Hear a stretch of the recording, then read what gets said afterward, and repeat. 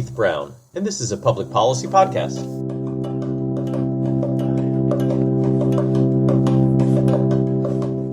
Policymakers frame issues in specific and strategic ways. They do so because of their underlying beliefs about behavior, their ideologies, and their preferences about policy change.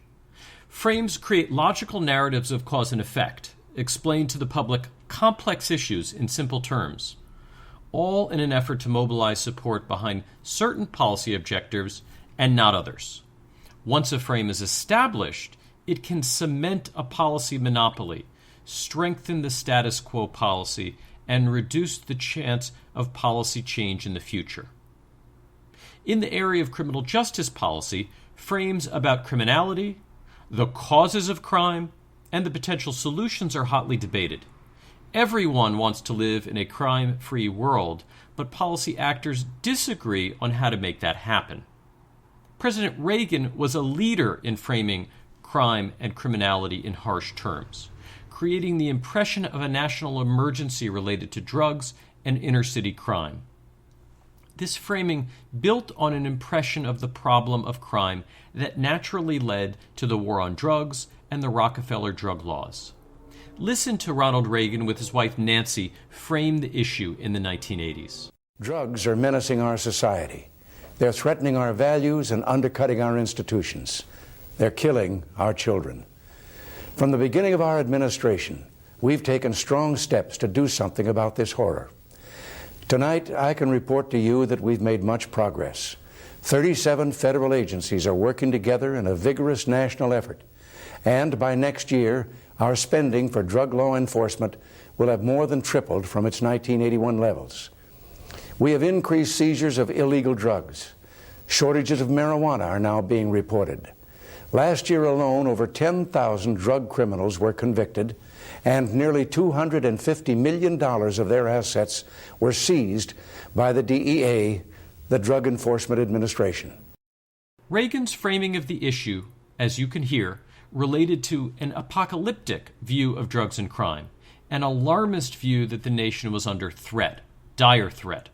Not surprisingly, this framing led to harsh policy penalties and a war on drugs.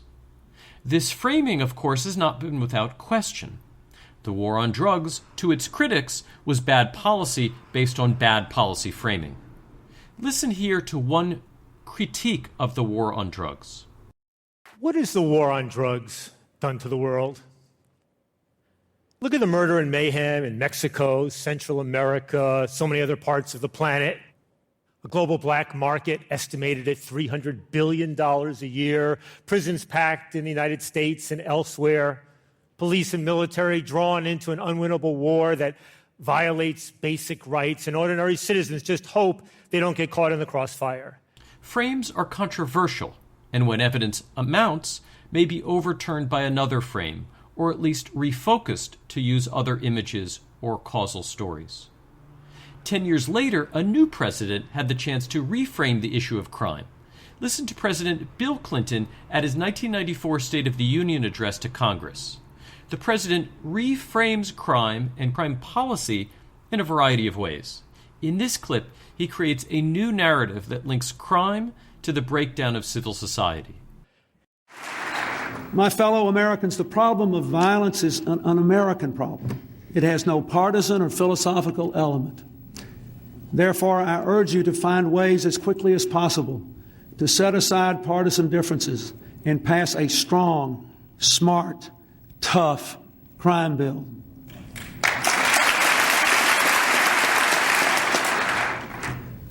But further, I urge you to consider this. As you demand tougher penalties for those who choose violence, let us also remember how we came to this sad point.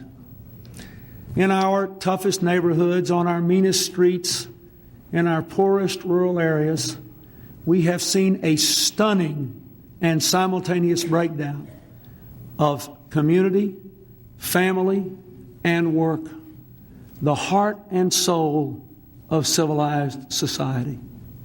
This has created a vast vacuum which has been filled by violence, and drugs and gangs.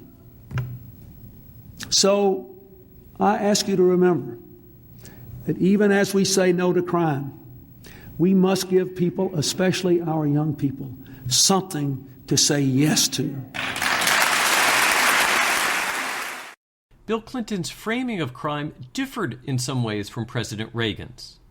Accepting this new frame presented by President Clinton would mean to accept his policy solutions, including a robust crime bill with new programs and sanctions on violent crime.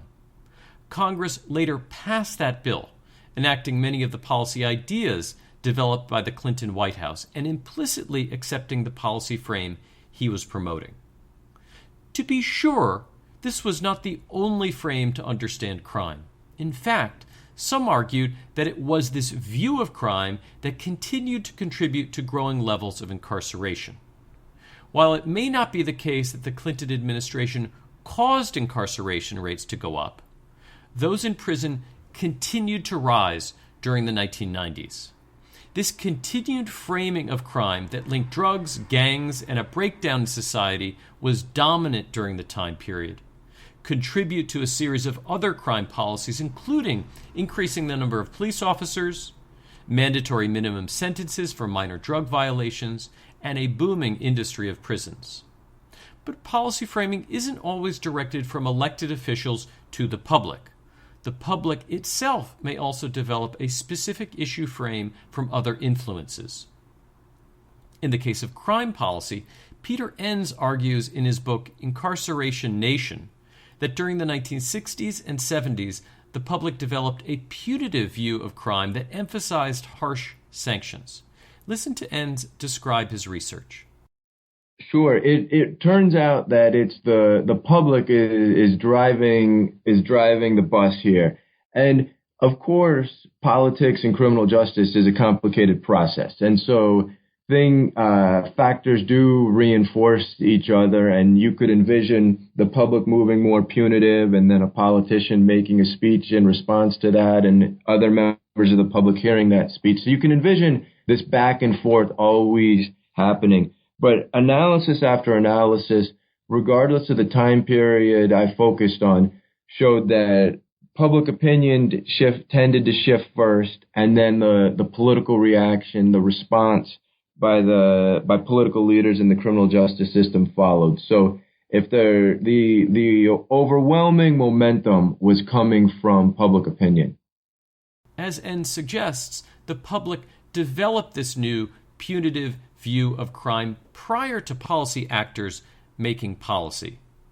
The media is often instrumental in this shaping of public perceptions and promoting certain policy frames versus others. The results can be pressure on elected officials to adopt this same frame and represent these views through criminal justice policy change. Thus, the influence of policy framing can be top-down or bottom-up. Policy frames can also change by focusing on different explanations of cause and effect, different policy problems, or new policy symbols. For example, the punitive frame toward crime focused on the association of drug use and the drug trade with violent crime, the war on drugs, and a focus on inner cities. This had a racial and ethnic connotation that resulted in different outcomes for different communities. Critics contend that the punitive frame led to policies that have been associated with harsh penalties and rapidly increasing rates of incarceration, especially for African Americans. These critics have sought to reframe crime policy. Reframing often happens by interest groups and other policy actors who disagree with the direction of current policy. Listen to this representative of the NAACP talk about the issue. He is reframing the issue by showing what is wrong with the punitive frame. Well, I think the North thing needs to be changed, that if our young folks come in the court system for a $10 bag of weed, they're not a drug dealer, they're a drug user. We need to look at doing some rehabbing, be able to redirect them and get them back in society rather than give them 30 years for a $10 bag of weed. Elected officials can also reframe a policy issue.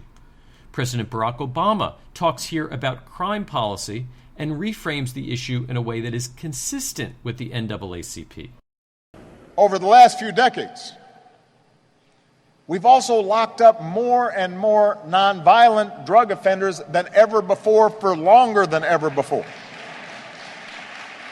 And that is the real reason our prison population is so high. Reframing policy happens at the top with presidents and members of Congress, but also at the local level. Criminal justice policies are executed by officers on the street. In reframing criminal justice, impact is also felt at this local level. Listen to this activist talk about the change in thinking, reframing that he saw as necessary to reform criminal justice policy and his police organization. But we said we got to get rid of that stinking thinking, and so we started talking to our communities and said, you know what, this is your community table. We're going to pull up a chair and we want to hear from you. What's going to work in your community? And there's some great things started to happen. So here's the thing. I had to figure out a way to shift 130 cops that were under my tutelage from being occupiers of communities to being partners. I had to figure out how to do that, because here's the crazy thing. In law enforcement, we have evolved into something incredible. Listen, we have become great protectors. We know how to protect you. That's who we are, but we've exercised so much sometimes that it has led to abuse. It's led to coldness and callous and dehumanized us. And we've forgotten the mantra across this nation is to protect and serve. So to understand criminal justice policy, or any policy arena, you must understand how policy issues are framed and reframed.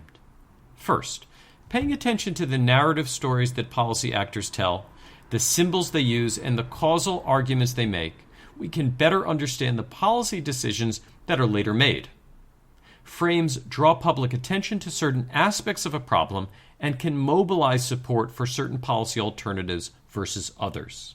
They create winners and losers, victims and heroes. They create villains that policy aims to address. Second, policy frames also help to make sense of the enduring power of the policy status quo. Once a policy frame is established, like the punitive criminal justice frame, it is difficult to change. Policies are made based on that frame, and those policies have a path-dependent effect on future policymaking. Certain frames, such as punitive and racialized view of crime, were strongly supported by some policy actors, such as the private prison industry, that had little interest in change. They had a financial stake in the frame remaining the same. Frames are then associated with policy monopolies that limit debate and reduce the chance of policy change. And finally, in order to change policy to increase the chances of policy punctuation to the status quo, it may be necessary to reframe a policy issue with new evidence, new symbols, and new arguments about cause and effect. President Barack Obama reframed the crime issue to focus on the unequal outcomes for different racial groups and the unfair imprisonment for nonviolent drug offenses. This reframing argued that criminal justice policies associated with the punitive frame caused these bad outcomes, and that a new frame focused on fairness and opposed to racial discrimination could lead to better criminal justice policies. This reframing, if done by effective policy entrepreneurs, may help open a policy window as the three policy streams come together.